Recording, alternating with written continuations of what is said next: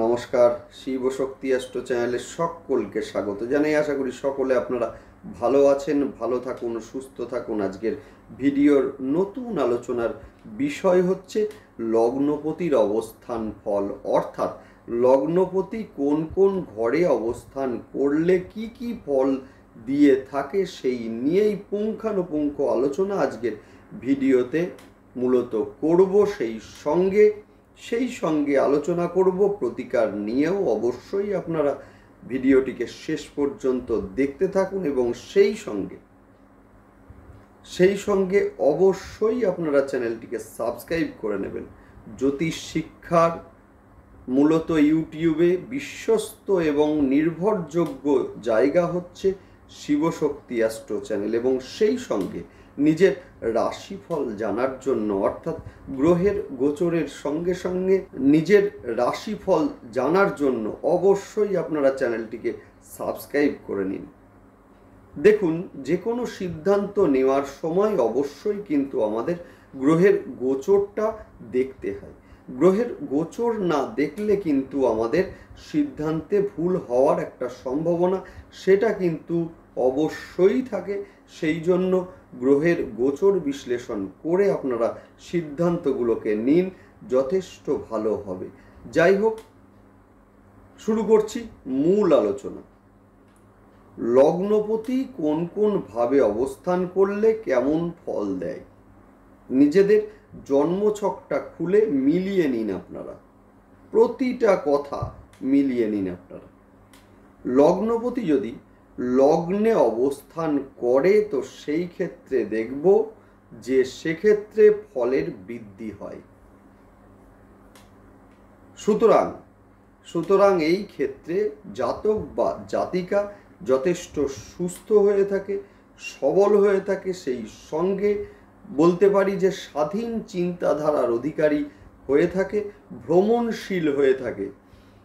যদি সেই লগ্নপতির ওপর কোনো শত্রু গ্রহের দৃষ্টি না থাকে তো, বা যেন নিচস্থ না হয় তো, যদি নিচস্থ হয় তাহলে কিন্তু সিদ্ধান্তহীনতায় ভোগার একটা সম্ভাবনা সেটা কিন্তু থাকে। সেই সঙ্গে যদি শত্রু গ্রহের দৃষ্টি থাকে তো সেই ক্ষেত্রে সিদ্ধান্তে বারংবার ভুল হওয়ার একটা সম্ভাবনা সেটা কিন্তু অবশ্যই থাকে।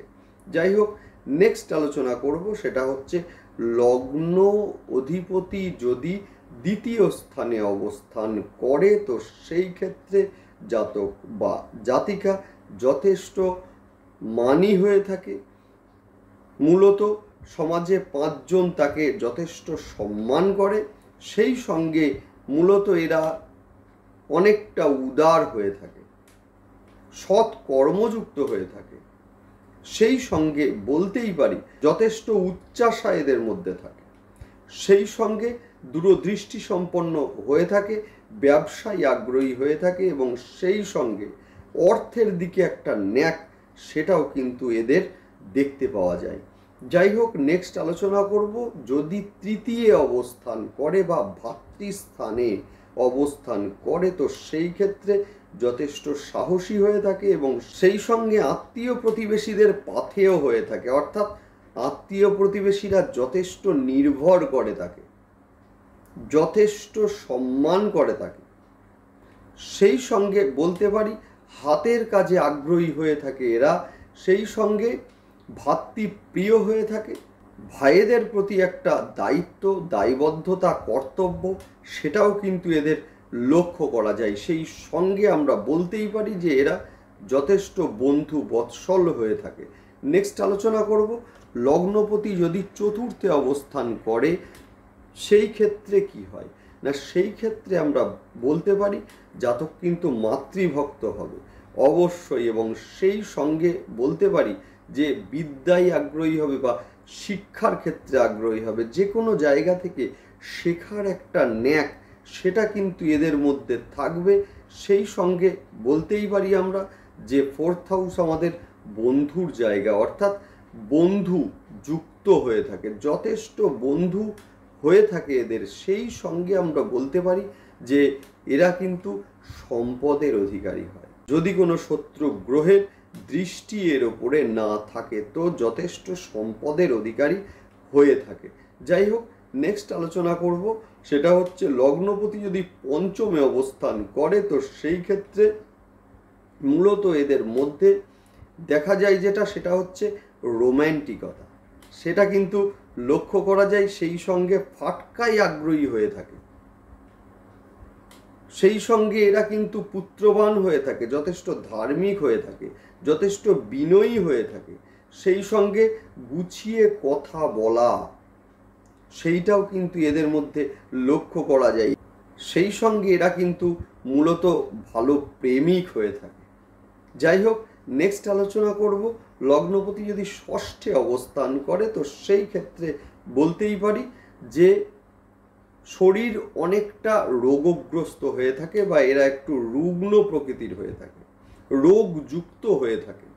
সেই সঙ্গে ঋণের জালে জড়িয়ে পড়ার একটা টেন্ডেন্সি সেইটা কিন্তু এদের মধ্যে লক্ষ্য করা যায়।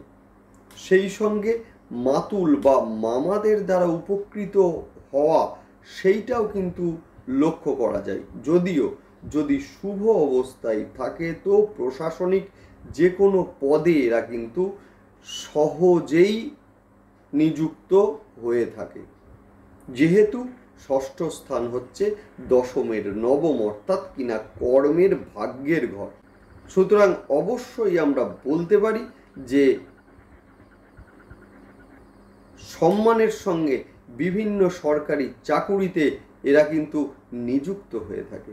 নেক্সট আলোচনা করব, যদি সপ্তমে অবস্থান করে সেই ক্ষেত্রে যথেষ্ট ভ্রমণশীল হয়ে থাকে, যথেষ্ট কামুক হয়ে থাকে এবং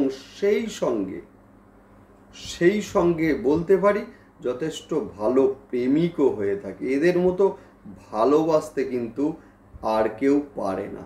যাই হোক, নেক্সট আলোচনা করব, যদি অষ্টমে অবস্থান করে তো লগ্নপতি যদি অষ্টম স্থানে অবস্থান করে তো সেই ক্ষেত্রে এরা কিন্তু গুহ্য বিদ্যায় একটা ন্যাক বা গুহ্য বিদ্যার প্রতি একটা ন্যাক বা আগ্রহ সেটা কিন্তু এদের মধ্যে থাকে।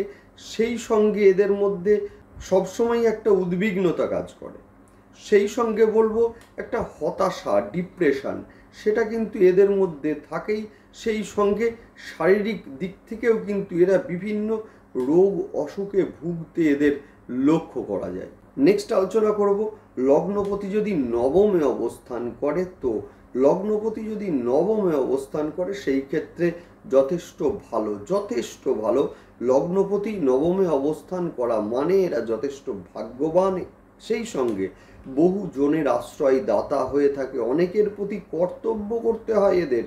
সেই সঙ্গে বলতেই পারি আমরা যে এরা কিন্তু যথেষ্ট ধার্মিক হয়ে থাকে, যথেষ্ট উদার হয়ে থাকে, সেই সঙ্গে যথেষ্ট মানি হয়ে থাকে, পাঁচজন মানুষ এদেরকে সম্মান করে, সেই সঙ্গে যথেষ্ট পিতৃভক্তও হয়ে থাকে, তীর্থ ভ্রমণের দিকে একটা ন্যাক সেইটাও কিন্তু এদের মধ্যে লক্ষ্য করা যায়। নেক্সট আলোচনা করব দশমে, অর্থাৎ লগ্নপতি যদি দশম স্থানে অবস্থান করে তো সেই ক্ষেত্রে বলতে পারি সরকারি চাকুরির দিকে একটা ন্যাক বা স্থায়ী কর্মের দিকে একটা ন্যাক সেটা কিন্তু এদের মধ্যে লক্ষ্য করা যায়। যে কোনো ভালো সরকারি পোস্টে এদের মূলত কর্ম করতে লক্ষ্য করা যায়। সেই সঙ্গে আমরা বলতেই পারি যথেষ্ট পণ্ডিত বা যথেষ্ট জ্ঞানী হয়ে থাকে এরা, গুরু এবং মাতৃভক্ত হয়ে থাকে, সেই সঙ্গে যথেষ্ট মানি হয়ে থাকে, অর্থাৎ পাঁচজন মানুষ এদেরকে চেনে, এদেরকে জানে, স্বাস্থ্যবানও হয়ে থাকে এরা। যাই হোক, নেক্সট আলোচনা করব একাদশ স্থানে যদি লগ্নপতি অবস্থান করে তো সেই ক্ষেত্রে বলবো যথেষ্ট, অর্থাৎ আর্থিক দিক যথেষ্ট ভালো হয় এদের, সেই সঙ্গে ব্যবসার দিকে একটা ন্যাক সেইটাও কিন্তু এদের মধ্যে লক্ষ্য করা যায়। যথেষ্ট উপকারী বন্ধু এদের চারপাশে থাকে, এরা যথেষ্ট শান্তিপ্রিয় হয়ে থাকে, সেই সঙ্গে আমরা বলতে পারি জ্যেষ্ঠ ভ্রাতা বা বড় দাদা এবং সেই সঙ্গে বোনের সঙ্গে একটা সুসম্পর্ক সেইটাও কিন্তু মূলত এদের মধ্যে লক্ষ্য করা যায়। লগ্নপতি যদি দ্বাদশে অবস্থান করে তো সেই ক্ষেত্রে জাতক কিন্তু রোগযুক্ত হয়ে থাকে, বিভিন্ন রোগে আক্রান্ত হয়ে থাকে এবং সেই সঙ্গে যে কোনো কারোর সঙ্গে একটা ঝগড়া ঝামেলার মধ্যে জড়িয়ে পড়ার একটা টেন্ডেন্সি সেইটাও কিন্তু এদের মধ্যে লক্ষ্য করা যায়। অহেতুক অর্থের ব্যয় সেইটাও কিন্তু এদের মধ্যে লক্ষ্য করা যায়। এরা কিন্তু ভ্রমণশীল হয়ে থাকে, যথেষ্ট ভ্রমণ পিপাসু হয়ে থাকে এরা, সেই সঙ্গে এরা ধার্মিক হয়ে থাকে, তীর্থপরায়ণ হয়ে থাকে এবং সেই সঙ্গে ঋণের জালে জড়িয়ে পড়ার একটা টেন্ডেন্সি সেটাও কিন্তু এদের মধ্যে লক্ষ্য করা যায়। যাই হোক, যে কটি কথা বললাম সবগুলি হচ্ছে যদি লগ্নপতি মিত্র ক্ষেত্রে, সেটা দশম হতে পারে, সেটা পঞ্চম হতে পারে, সেটা চতুর্থ হতে পারে। একটা কথা খেয়াল রাখতে হবে, যেটা হচ্ছে লগ্নপতি যেন শত্রু ক্ষেত্রে না থাকে, এক নাম্বার। দুই হচ্ছে কোনো শত্রু গ্রহের দৃষ্টি যেন না থাকে, এবং নেক্সট হচ্ছে যেন নিচস্থ না হয়। যদি হয় সেই ক্ষেত্রে কিন্তু অবশ্যই লগ্নপতির যে প্রতিকার সেটা কিন্তু আমাদের কাছে অবশ্যম্ভাবী হয়ে ওঠে। যাই হোক, দেখতে থাকুন আপনারা ভিডিও এবং সেই সঙ্গে অবশ্যই আপনারা চ্যানেলটিকে সাবস্ক্রাইব করে নেবেন। ভালো থাকুন, সুস্থ থাকুন, নমস্কার।